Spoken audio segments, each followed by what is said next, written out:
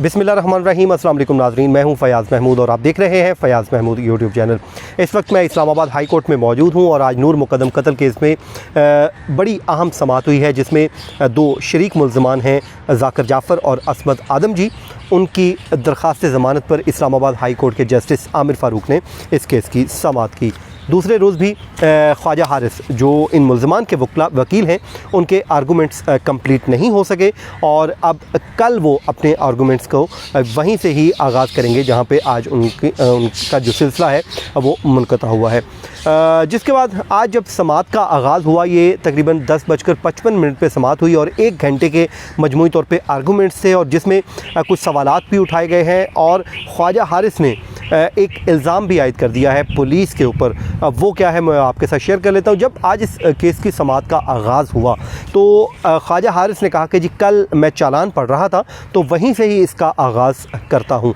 उसके बाद आज कमरा अदालत में अब्दुल सत्तार जो ख़ान हैं तफ्तीशी अफसर, वो भी मौजूद थे और साथ ही साथ जो शाह खावर एडवोकेट हैं शौकत मुक़द्दम साहब के वकील, वो आज अदालत में नहीं आए। वो कल ही बता गए थे कि मैं नहीं आऊँगा क्योंकि सुप्रीम कोर्ट में मसरूफियात हैं। मेरे जो जूनियर हैं वो ख्वाजा हारिस के आर्गूमेंट्स के नोट्स ले लेंगे। उसके बाद जो जाफ़र फैमिली है उनकी ख़वातीन भी कमरा अदालत में मौजूद थीं और वो मुसलसल जो हैं वहाँ पर रहीं। जिसके बाद ख्वाजा हारिस ने अपने दलाइल का आगाज़ करते हुए कहा कि यहाँ पर बात हो रही है ज़ाहिर जाफ़र के जो कन्फेशनल स्टेटमेंट है उसकी।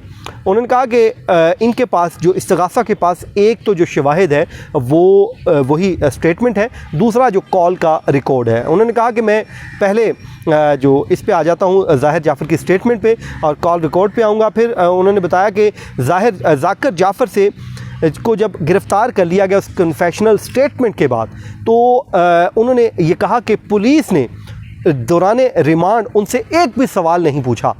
अब ये उनका एक बड़ा जेन्युइन कह सकते हैं कि उन्होंने एक बड़ा स्ट्रॉन्ग नुक्ता उठाया है। अगला उन्होंने नुक्ता ये उठाया, उन्होंने कहा कि अगर इनका इस केस से इतना स्ट्रॉन्ग ताल्लुक़ बनता है तो फिर उनसे सिर्फ 2 दिन का फ़िज़िकल रिमांड क्यों लिया गया पुलिस की जानिब से, उनको फ़र्दर प्रोब क्यों नहीं किया गया, उनका मज़ीद इन्वेस्टिगेशन क्यों नहीं की गई। ये ख्वाजा हारिस ने एक सवाल उठाया, एक नुक्ता उठाया।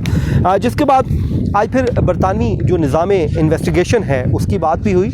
जस्टिस आमिर फ़ारूक ने उस पर कहा कि जो वो सिस्टम है वो अब भी यहाँ पर नहीं है, वो सिस्टम अगर यहाँ पर आ जाए तो उसमें बड़ी बेहतरी हो सकती है। फिर पुलिस ने उन्होंने ख्वाजा हारिस ने कहा कि चलान में भी कहीं नहीं लिखा कि पुलिस को इत्तला किसने दी, कत्ल की इत्तला किसने दी। ये एक वो जो नुक्ता है, ख्वाजा हारिस कल से इस पे बड़ा ज़ोर दे रहे हैं। और उसके बाद वो कहते हैं कि हालांकि चलान के अंदर इस बात को लिखना चाहिए था कि पुलिस को किसने इस वक़ूए से मुतालिक आगाह किया।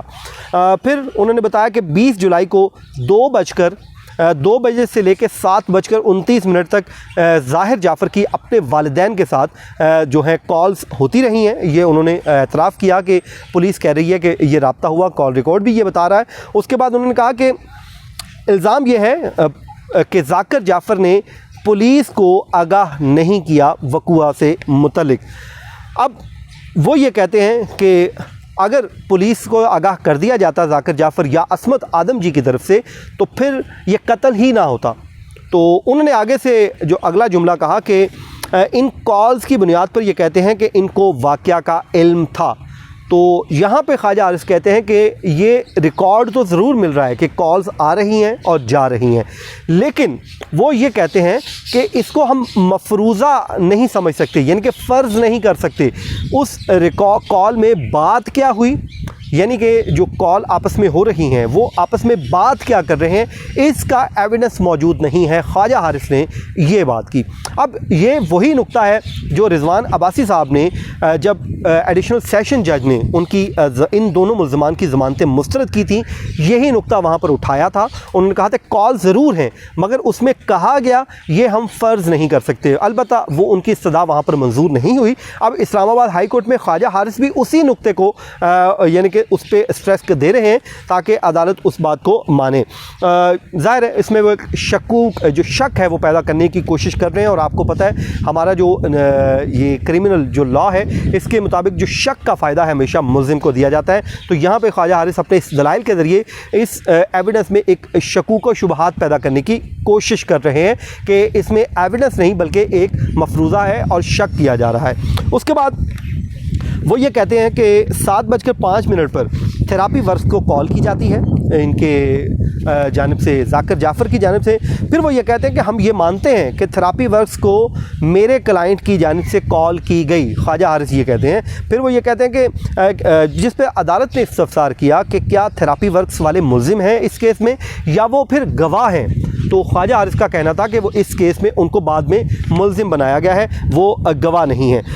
उसके बाद उन्होंने कहा कि कॉल्स के दौरान बात क्या हो रही है इसको हम तसव्वुर नहीं कर सकते, फ़र्ज़ नहीं कर सकते, बल्कि इस सगासा को उसका ट्रांसक्रिप्ट देना होगा, एविडेंस देना होगा, तभी कोई बात बनेगी। फिर अगली बात उन्होंने कही कि अगर शवाहिद मिटाने का कहा भी गया है, थेरापी वर्क्स वालों को वहाँ पे एविडेंस जो है उसको ज़ाया करने का कहा भी गया है, तो भी उन्होंने कहा कि ये जो काबिल ज़मानत का केस बनता है और 201 जो दफ़ा 201 है, उन्होंने कहा कि ये काबिल ज़मानत दफ़ा है और ट्रायल में वो कहते हैं भले हमें सज़ा हो जाए लेकिन इस वक्त जो ज़मानत का ये केस ज़रूर बनता है क्योंकि ये काबिल ज़मानत दफ़ात है, इसमें आयानत का इल्ज़ाम लगाया गया। फिर उन्होंने अगली बात की, उन्होंने कहा कि 25 जुलाई को 2 रोज़ का रिमांड लिया गया, मगर तफ्तीश क्या हुई ये कहीं वाज़ेह नहीं। कोई वो कहते हैं कि मिसल पे कहीं पे हमें मिल नहीं रहा कि तफ्तीश उस दौरान ज़ाकिर जाफ़र और असमत आदम से हुई क्या।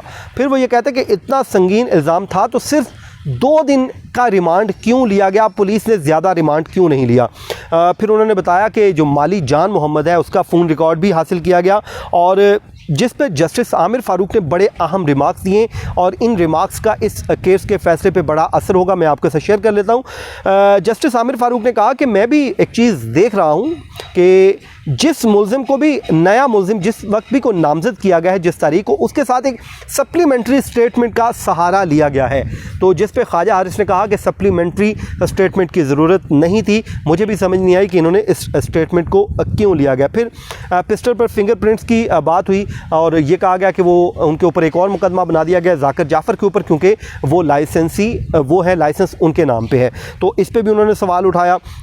उसके बाद उन्होंने पिस्टल के ऊपर उन्होंने कहा कि प्रिंट्स किसी के नहीं आए और ये क्यों नहीं आए, वो कहते हैं इसमें मैं नहीं जाना चाहता। जिसके बाद ये अदालत ने बताया कि उसमें ख्वाजा हारिस ने कहा कि 6 मुल्ज़िमान के खून के नमूने भी लिए गए, मुलाजमीन के खून के नमूने भी हासिल किए गए और थेरापी वर्क्स वालों का 1 दिन का सिर्फ रिमांड लिया गया। वो कहते हैं कि अगर वो गए थे शवाहिद मिटाने के लिए तो यहाँ पे भी उन्होंने पुलिस पे इल्ज़ाम लगाया कि उन्होंने सिर्फ 1 दिन का रिमांड ही क्यों लिया। उन्होंने इस तफ्तीश को यकतरफ़ा करार दिया, कहते हैं कि ये यकतरफ़ा है, इसमें कुछ ग्रे एरियाज़ हैं और थेरापी वर्क्स वालों को लाश ठिकाने का अगर भेजा गया था तो फिर वो कत्ल के बाद भेजा गया। ये ख्वाजा हारिस ने एक आर्गूमेंट लिया। वो कहते हैं अगर इसमें आयानत कहाँ है, वो कहते हैं कि अगर कत्ल के लिए कुछ लाश को ठिकाने लगाने गए थे वो तो कत्ल के बाद गए थे, आयानत तो होती पहले होती, वो अपना ये आर्गूमेंट लेके चल रहे थे। जिसके बाद जस्टिस आमिर फ़ारूक ने कहा कि अगर आपको वक्त ज़्यादा है तो फिर हम कल इस समाअत को रख लेते हैं। अब कल इस समाअत का जो आगाज़ है 10 बजे का वक्त रखा गया है, तो अपनी दुआओं में याद रखिए। मुझे दीजिए इजाज़त, अल्लाह हाफ़िज़।